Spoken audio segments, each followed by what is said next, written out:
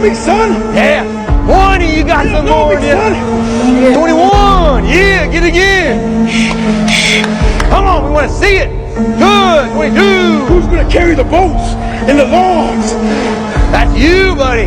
Come on, 23. Come on, 24. One more, David. Who's one more gonna carry the boats? You're gonna do it. You're gonna do it. You're gonna do it. You did it. Yeah. Goggins is described as one of the toughest men on the planet. He's the only man in history to complete elite training as a Navy SEAL, Army Ranger, and Air Force Tactical Air Controller. He's also an ultramarathon runner with more than 60 races under his belt.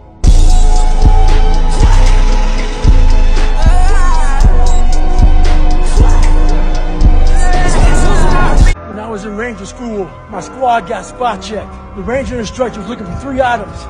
One of my guys didn't have the items, so the whole squad got smoked.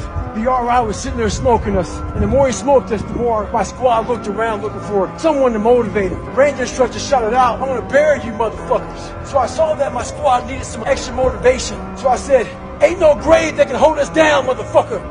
Ain't no grave that can hold us down." Right now in life, your family's looking for that one guy right now who's strong, who's that pillar for the family in hard times. Make sure they look around and find you.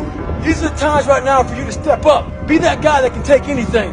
Stay hard. It might be April where you are, and you're expecting nice weather and shit, but it's 20 degrees. So, you might be somewhere where it's too fucking hot. So, you might have sore legs, sore back, sore shoulder. So, the struggle is real. It never gets any easier. You gotta get harder. I was out yesterday, getting after it. Had one of the best runs I've had in a long time. PR'd that bitch. So, no one cares what you did yesterday. It only matters what you're doing today. Those who take me literally. So, I'm a cheerleader for those who want to be better, not for those who want to stay the same. Stay hard. This morning I got up early, went for a 15-mile run. When I got back home, I got my bat and come to the gym. On the way to the gym, my neighbor sees me. He says, "The question I wanted to ask you, man, for a long time, aren't you afraid of overtraining?"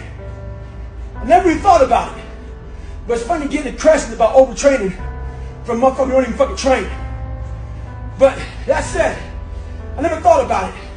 I was just in competition that was in front of me, and I peeled myself back. I saw the talent they had and the talent I didn't have. And I had to work up to that level. I understand about science and shit. I know all about it. But I tell you right now, sometimes you gotta bump up against science. You know, days off and shit. A lot of people think I'm out here spraying water on myself and shit. You don't run 200-mile fucking races by thousands of miles pouring water on yourself.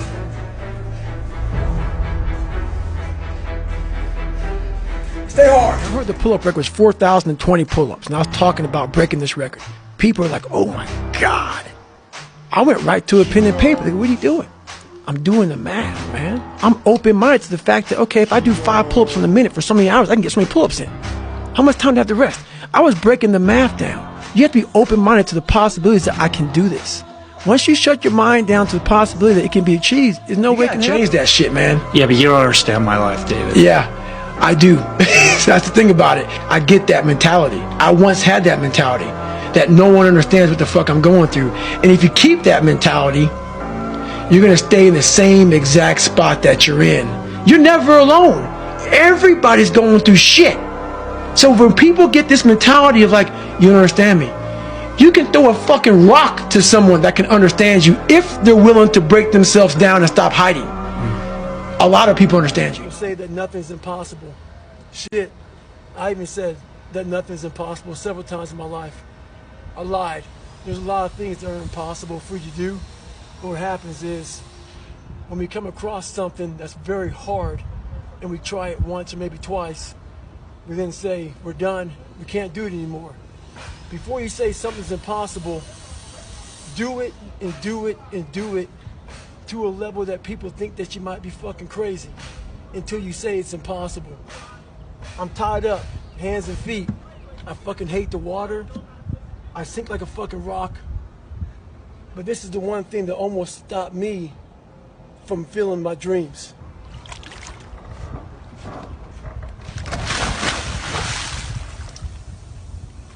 One man went from 300 pounds to a Navy SEAL in 3 months. This is why I've been avoiding David Goggins recently. If I spend any time in this realm, I might have to die to get out. David Goggins' daily routine consisted of cleaning cockroaches out of restaurants. Afterwards, when he got off work, he would get a large chocolate shake and mini donuts from 7-Eleven. One day after work, he was in the shower and a Navy SEAL show was playing on the TV in the background. At the end of the show, this commanding officer gives a speech. He says, we live in a society where mediocrity is often rewarded. These 22 men detest mediocrity. Goggins saw this as a call to action. Only thing was, he had to lose 106 pounds in 3 months to even get an opportunity. Goggins lost the weight and went on to be the only person ever to be in 3 Hell Weeks in 1 year and became a Navy SEAL. The accomplishments didn't stop there. Later, he broke the pull-up record for most pull-ups in 1 day. It only took him 17 hours. He now spends his time running ultra marathons, where he consistently gets top 5 finishes and has broken many records. And this is the easy road. Never. And it always goes back to kind of the hero mentality. Never pick the easy road ever in your life. That is the one road that is doom. It is doom. If you want something like 6-minute abs, all these different things, if you want it so fast, you may achieve what you wanted, but you want the permanent fix. The permanent fix comes from the hard road. The hard road gives you permanent results. The easy road gives you the quick fix. You will go back to where you started on the easy route. That hard route is so permanent that it ends up callousing you everywhere. You keep a six-pack forever. You keep it. You keep it. Because you know the work that goes into it. Why do you tell this story? I have to. Because everybody thinks I'm the world's toughest motherfucker that ever lived. And I might be somewhere about that now, but that's where I was. And I tell the story because if I just talk about I broke the pull-up record, I did all these fucking races, I went through SEAL training, I was in 3 Hell Weeks, Ranger School. If I talk about all the badassery, like we like to do on social fucking media, and I don't tell you that I was a fucked up kid, and I was scared as shit, and I was depressed and insecure, and all this shit, what good am I for anybody? Right. I'm a superhero, but I'm a liar. I'm that now, but I wasn't born that. Yeah. I had to make myself into this shit. The distinct difference between a champion and someone who's just good. Let's use boxing, for instance. It's a 12-round championship bout. At the 11th round, they both go to the corners. Someone that's good sits there and thinks to himself, I fucking have given everything I have. Hopefully, I can get through the 12th round. A champion, he sits in that corner while all his people are talking to him. He didn't hear shit. All he's thinking about is, I have to find what I haven't given. It's that mentality that truly separates the champions from the motherfuckers who are just good. The thing in the world for me at a young age was, my God, I just want to fit in. I want to fit in. I want you to like me. So that's a horrible fucking place to be in life because you lose yourself. When you want to fit in with people so badly, normal fucking people, no better than you. You do whatever you can to fit in. And that's a bad place to be. You lose yourself in trying to create a character that other people will accept. And that's where I found a lot of joy, man. This is God. This is me.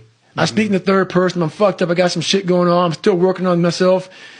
Take it or leave it. You don't like me? Take a number and get in line, man. The most important conversation you will ever have in your fucking life is the one you have with yourself. You wake up with it. You walk around with it. You go to bed with it. Eventually, you're going to act on it, whether you're good or bad. So many people die, live 100 years, never fucking know who they are. Never know who they are. You have to look in that mirror and know there's so much more in here. Tell yourself the truth. If someone calls you fucking fat, they may be bullying you, but you might be fucking fat. Someone calls you dumb, It's mean, but you might be fucking dumb. It's life, man. Take it for what it's worth and change it. And that terrible feeling when someone does tell you that you're fat, you can use that as fuel. As fuel. Period. Merry Christmas, motherfucker.